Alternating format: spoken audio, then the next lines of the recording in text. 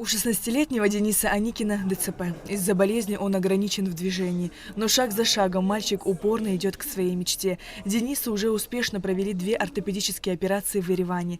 Если раньше ходить было очень сложно, то сейчас ему намного легче. Самостоятельно хожу. Я чувствую на ногах, мне легко наступать. Это благодаря фонду Ашаны. Спасибо им большое. Узнав, что в Абхазию прибыл травматолог-ортопед Овсеп Даниелян, семья Дениса привезла его в Сухумский реабилитационный центр. Денис с нетерпением ждал встречи с врачом, который его не раз осматривал. Мама мальчика поблагодарила фонд Ашана за такую возможность. Через фонд Ашаны мы в Ереван попали, оперировали.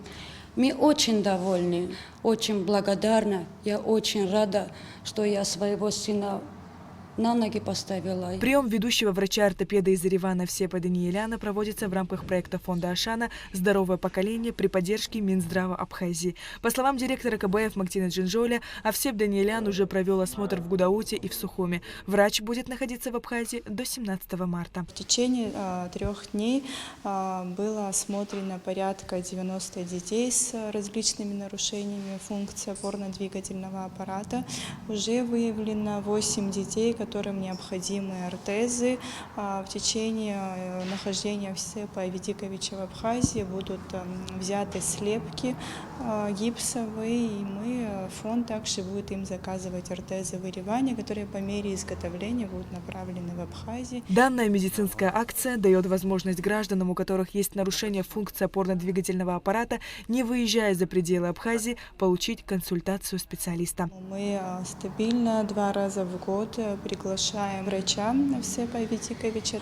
Очень большое количество детей, которые уже им оперированы как на базе Республиканской детской больницы, так и на территории Еревана. Встречу с ведущим врачом ждала 7-летняя Элина Календжан. У девочки врожденная дисплазия и вывих обоих тазобедренных суставов.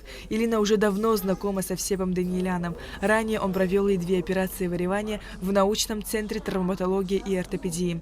Сегодня она самостоятельно ходит и охотно общается на камеру. По словам мамы Элины Карине, совместными усилиями малышку поставили на ноги. Она бегает, она пошла в 0-й класс, у нее и с речью были проблемы, тоже и в реабилитационном центре нам, и с препаратами помогают, и выезжаем к нервопатологу в Адлер. Вот идем на поправку.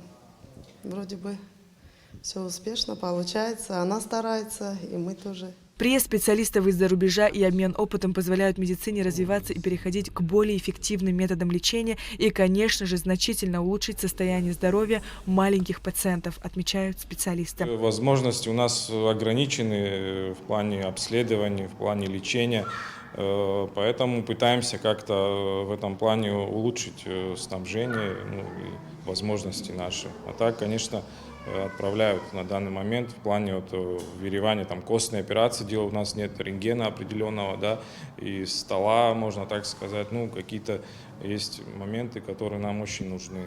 Обещает Минздрав приобрести оборудование, и уже будем улучшать спектр возможностей, можно так сказать.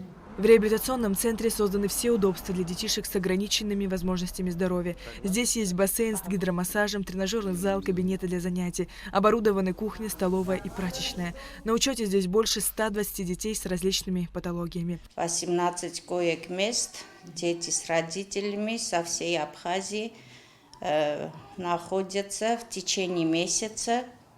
Все бесплатно, весь курс, питание, нахождение, препараты довольно дорогие и необходимые препараты. У нас государство, Минздрав обеспечивает, ежегодно их количество добавляется и по разным причинам.